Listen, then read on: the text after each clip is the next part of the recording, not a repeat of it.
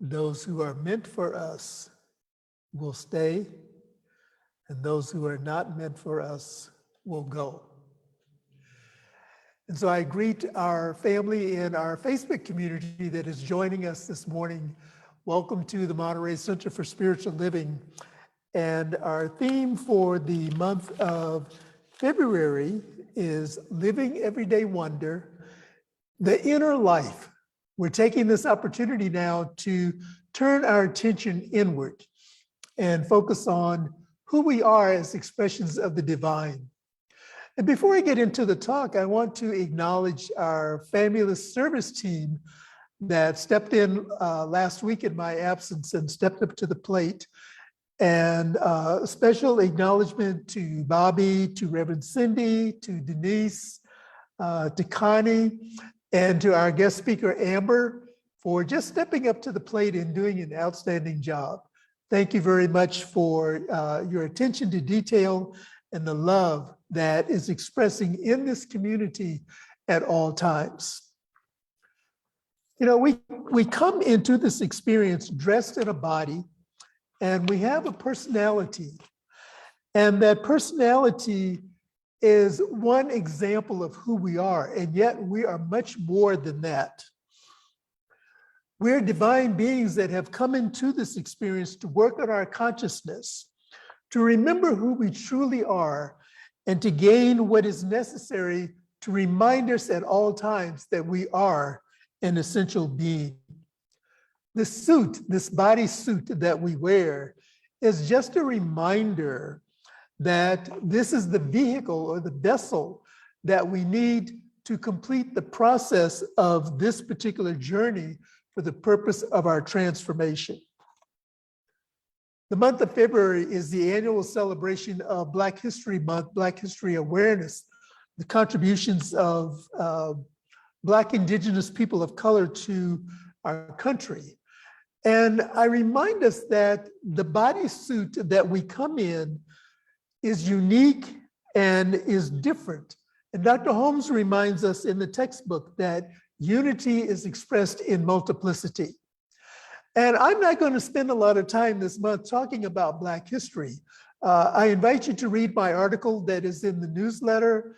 It establishes my particular perspective on not only the designated time for the celebration of Black history, but other events that have a calendar place mark that focuses attention for that one specific period of time, and yet tends to ignore all of the other contributions that continue forever and ever and ever. Science of Mind teaches us in relation to our topic this morning, can I see God in me? Can I see God in me? Science of Mind teaches us that there is one principle and one cosmic reality that is present in the universe, and that is what is called God. There's one God. This God is all that there is. It is all that there was, and it is all that there ever will be. Many terms are used to express this concept of the divinity. Scientists call it pure energy. Philosophers call it infinite intelligence. And according to the theologians of various traditions, it is called God, Yahweh, the Tao, the Buddha, whatever it is that resonates with that particular tradition. And they all mean the same thing, that there is a unique principle at work in the lives of each and every one of us. And I have a little story that I want to share with you, and it's a story about oneness. There is an individual who was identified as a good person that made their transition, and they arrived at the gates of heaven, and they knocked 3 times. And the voice of God responded and said, "Who is there?" And they answered, "I am." And the voice of God responded back and said, "I'm sorry, heaven is full. There's no room for you. Come back another time." And so they came back to this earthly experience and they meditated for a long period of time.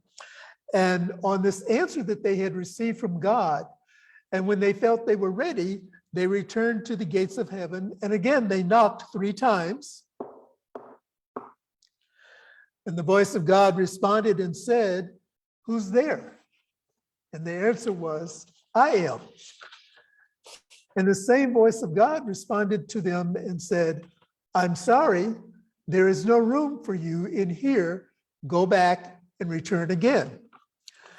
And so they come back to heaven for the 3rd time, and they reflect on this question that God had asked, and they meditate on this, and then they return to heaven for a 3rd time. The 3rd time they go back and they knock 3 times, and the voice of God says, "Who are you?" And they answer this time, "You are."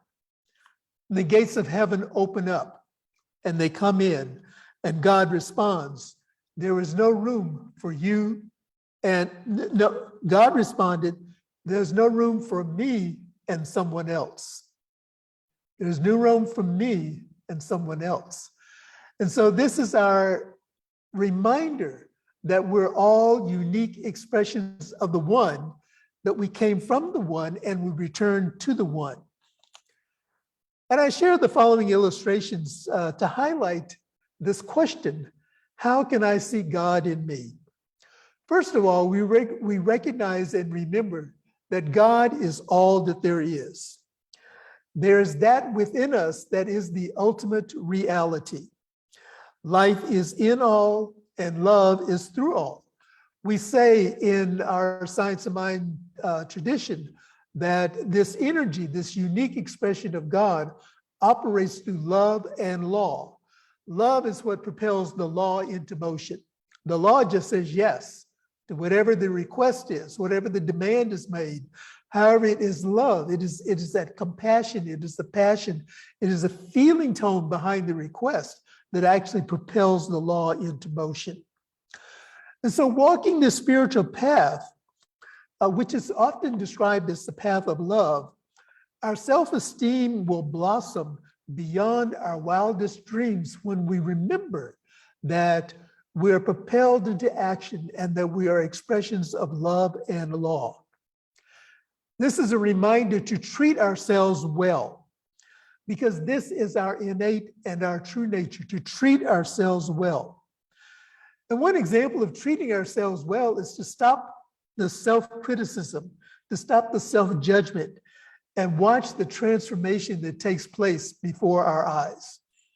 Notice in your mindfulness, notice in the times that you're quiet and talking to yourself, just this inner dialogue. When you're speaking, or at least I'll speak for myself, when I am feeling uplifting thoughts and feeling good about myself, feeling good about just being here on the planet, in gratitude for just being able to express gratitude, my whole being lightens up. And when I have those dark moments, which I do have, we all have them. When I have those dark moments, then there's a feeling of a little bit of a diminishment, and I may not express the same self-love and the same self-care. You know, I may linger a little bit longer in my pajamas just because I'm feeling kind of in the doldrums, rather than declaring I'm going to have a pajama day. So this is just an example of how this works for me. All of creation is divine and originates from the one source that is made of the one substance. And each of us is an individualized, unique, unrepeatable, one-of-a-kind personification of spirit. This is our true essence. This is one of the ways that we can see God in ourselves, to remember that we are a unique, unrepeatable, one-of-a-kind expression and personification of spirit. The second illustration I offer this morning is a return to the path of love. Return to the path of love towards oneself. We have a tagline here at the Monterey Center that says, "Come meet yourself." Come meet yourself. This is an invitation to return to the path of love, to return towards oneself, to remember the innermost essence of who we are. The way we feel about ourselves determines the quality of our life. When we love ourselves for who we really are, we automatically elevate our spiritual consciousness. And we remember that as we live with the Spirit and are guided by the wisdom of the Spirit, that the divine nature of true love expresses itself through us in all ways. Ernest Holmes, in our Science of Mind textbook, invites us to choose to be identified with power, with love, with beauty, with peace, and with abundance and success. This is the supreme need in each of us, and it is the way love expresses itself through us. Love is a spiritual quality that has no opposites. Love is a spiritual quality that has no opposites. To love oneself is a way to the divine. Loving oneself creates the capacity to love anyone. When we love ourselves, we then have the capacity to love everyone else.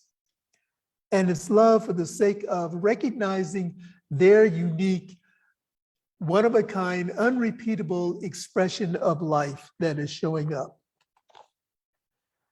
And our third illustration this morning is that we project what we carry within us. We project what we carry within us. We see the world through ourselves. We do not see things as they are. We see things as we are. We do not see things as they are. We see things as we are. We're always looking through the lens of our own perspective and our own point of view. There's a kindergarten teacher who was walking through the classroom observing children who were drawing. She had given them a drawing assignment. And so the teacher asked one of the children what they were working on in their drawing. And the child responded, "I'm drawing God." And the teacher replied, "But no one knows what God looks like." And the child, without missing a beat, says, "They will when I am complete." I love the authenticity and the filters that children take off. And I'm sure that in their own way of knowing and being, that the child was drawing themselves, whatever the picture they were drawing, as a representation of God would be a representation of who they are, because it is their point of reference. Susan Taylor, an American editor, writer, and journalist, says, "Whatever we believe about ourselves and our ability comes true for us.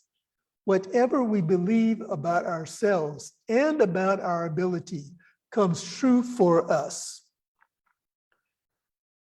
If we do not identify ourselves, then the world will identify who we are in its eyes and in its mind. If we do not discover our authentic self, then the world will give us this false sense of identity, and we lose our authentic power. And this is why in our teaching and in all spiritual teachings is always this reminder and this invitation to come back to source, to come back to the true essence of who we are. And it is through our spiritual practices that we come back to the realization and to remembering the essence of who we are. As we accept the responsibility for our actions, for the words that we speak, for what we think and how we feel, then our action becomes that which affirms us rather than diminishes us. Our relationships are mirrors. You know, I've heard this in a number of ways, in a number of different times, and sometimes I put up a roadblock. I said, no, usually the way it's presented, if there's a challenge with an individual that I'm having, or a little difficult experience that I'm walking through, The response will sometimes say, that's just an example. That's a mirror back to you of what you need to work on in your own consciousness. Sometimes that is true. Sometimes that is a form of spiritual bypass because the person responding is not walking in my shoes. They're operating from their own frame of reference. Our relationships, though, I have come to learn, are our mirrors, for it is through these relationships that we have the opportunity to perfect ourselves. So we're not looking at the relationship to change, our relationship with someone else. We're not looking for that to change. We're looking at this mirror that is reflecting back to us and asking the question, how can I see God in me? How can I change the way that I am responding in this particular situation? And so as we move to our conclusion and our call to action for the day, I bring us back to my opening statement. We are dressed in a body. We have a personality, and yet we're much more than this. We're divine beings who have come into this expression, that have taken on this particular physical form to expand our consciousness and to remember who we truly are as essential beings. This suit of flesh is the vehicle we need to function in this plane of existence and fulfill our life transformation purpose. Think of this example. Spirit is the source, mind constructs, and the visible effect or the demonstration is the life that we live. Some spend their lives struggling to change the effect without realizing that the effect is the product of the cause. We always return to first cause, and first cause is spirit. First cause is the essential essence of who we are. And as we return to first cause, then we remember our true essence and remember the beingness of who we are. And this is where we make the adjustments, we make the shifts, we make the change that bring us back into alignment with our oneness with spirit. I'm reminded of the expression that is credited to Gandhi that says, be the change that you wish to see in the world. And I would adapt that more personally and say, be the change that I wish to see within myself. Because this is all about our awareness and our connection with the spirit within. Our pure essence is our divine spark. It cannot be lost, damaged, or destroyed, for it is the essence and the essential piece of our journey. Our true spirit cannot be dissolved, it cannot be altered, it cannot be changed. Sometimes there is a cloud that seemingly comes over it. Sometimes there is a smoke screen that seemingly comes over it.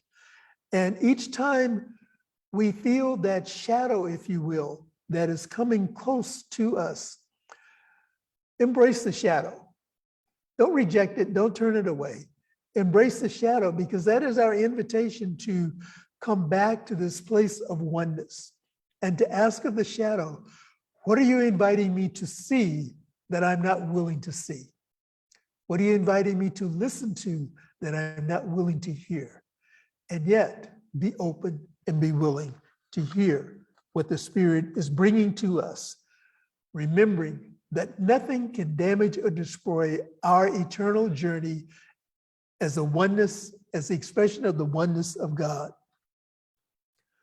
Dr. Brian Reese in Only Real Love writes this: God is everything, an energy of love, possesses an incomprehensible wisdom and power. We are all comprehended in God, for God is in each and every one of us, the substance of our being. And so each week I offer to us questions for personal reflection. And so our 3 questions this morning for those who have joined us in the Zoom room and in our Facebook Live, the comments are in the Zoom chat, and in the comments section of the Facebook Live page. And so our three questions this morning is, how pleasant and fun is it to live with me? Now, this is a question that you ask yourself. How pleasant and how fun is it to live with me?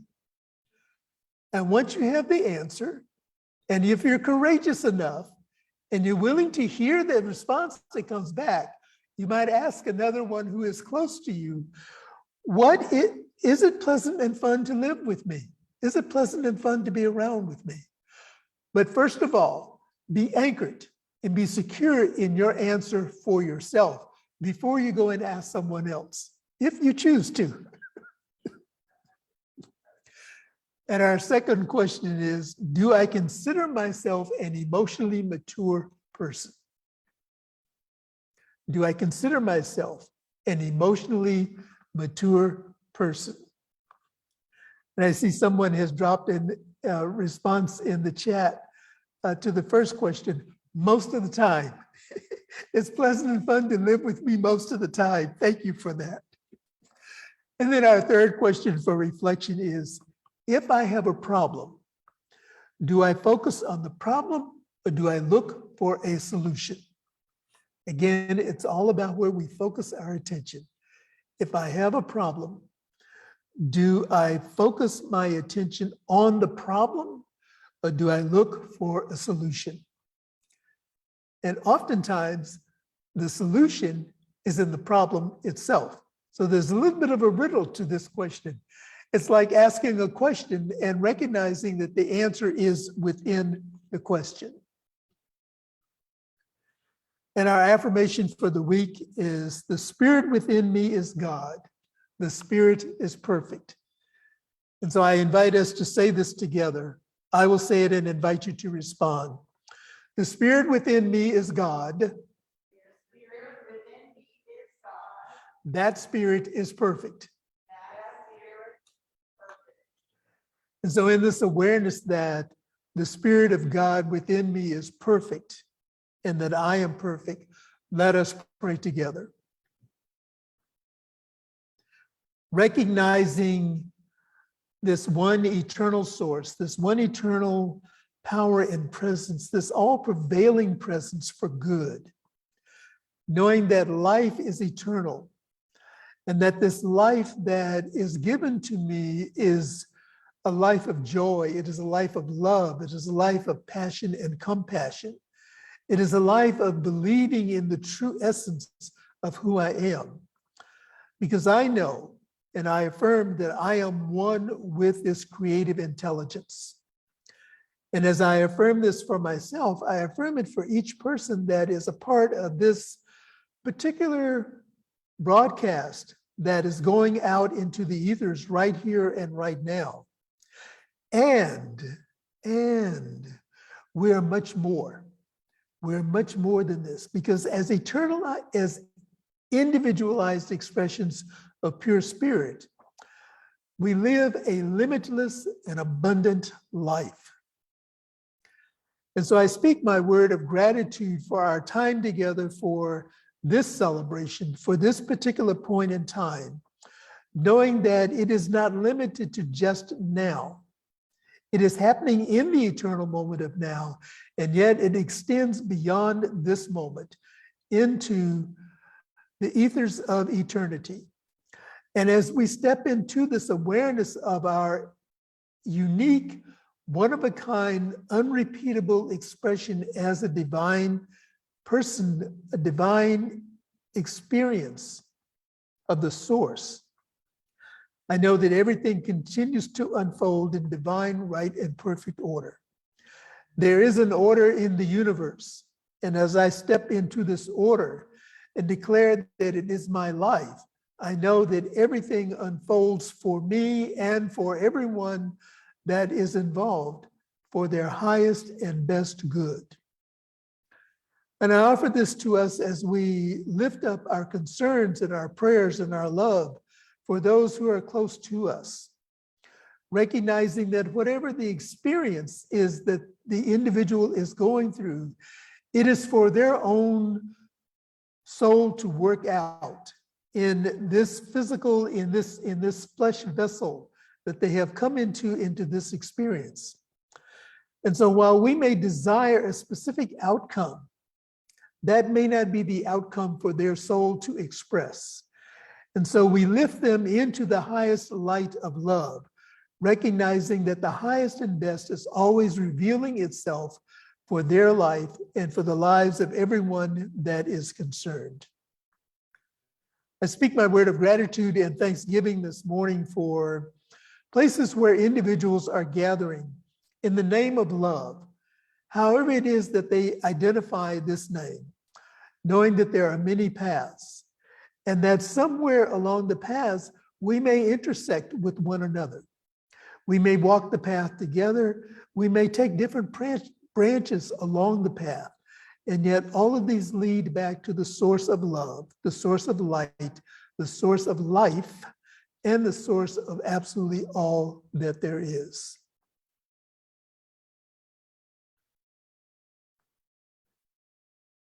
For families that are experiencing the transition of loved ones, and I lift someone close to me who stepped into that new eternal expression early yesterday morning. Speaking a word of blessing for the family that is left behind, just declaring peace and harmony within their lives.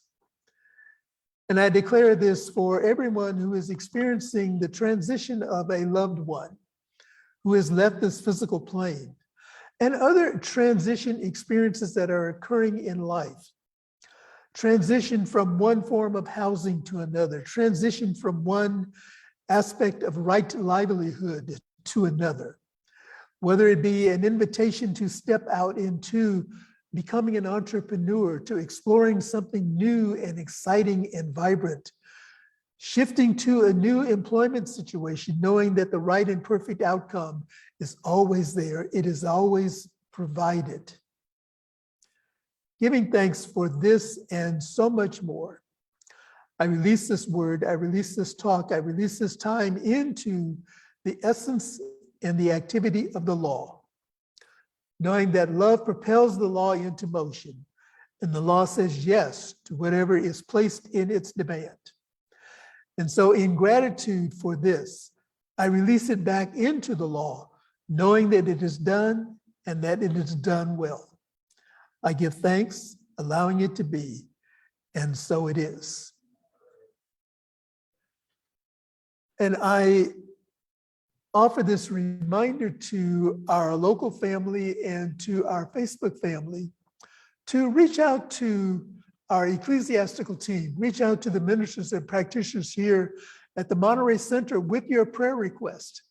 It is our joy, it is our pleasure, it is our divine calling to be with you as we move through the transitions of life. And the transitions of life are joyful as well as sorrowful. You know, we use the term our joys and our sorrows. Life is about living to the fullest. And for those of you who are in our Facebook community, if you would like to submit a prayer request online, you may do so. The prayer requests come to a secure email. Actually, they come to my personal email. And then I share those requests with our prayer team, and we lift each one in love and in light. And we also have a World Ministry of Prayer that supports our international organization. And we will have that information for you in our newsletter with the next publication and moving forward. So there are multiple opportunities to reach out and connect with us, to connect in love, and allow us to pray with you and to celebrate with you in the joy of living life.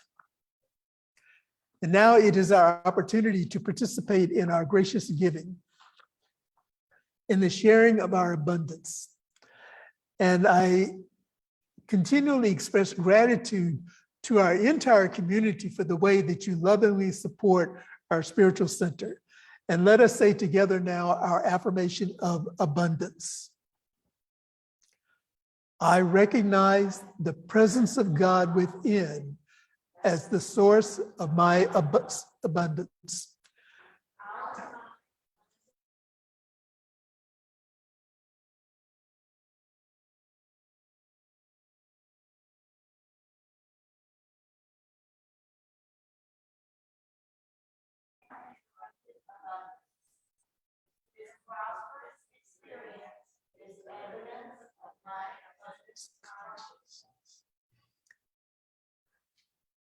And on our screen are the ways that you may contribute to the center. You may mail your donations in, you may text to give, and you may donate through our secure website. And I invite you to go to the website and to click on the donate button. And if you are not a subscriber to our newsletter, to subscribe to our newsletter, our weekly message that goes out that contains a lot of wonderful information about our center. And so I say good morning to our Facebook community, inviting you to return next week, where we continue looking at the inner life. And our topic will be pause and find the cause. Pause and find the cause. We thank you, we appreciate you, we love you, we thank God for you, and blessings on this journey.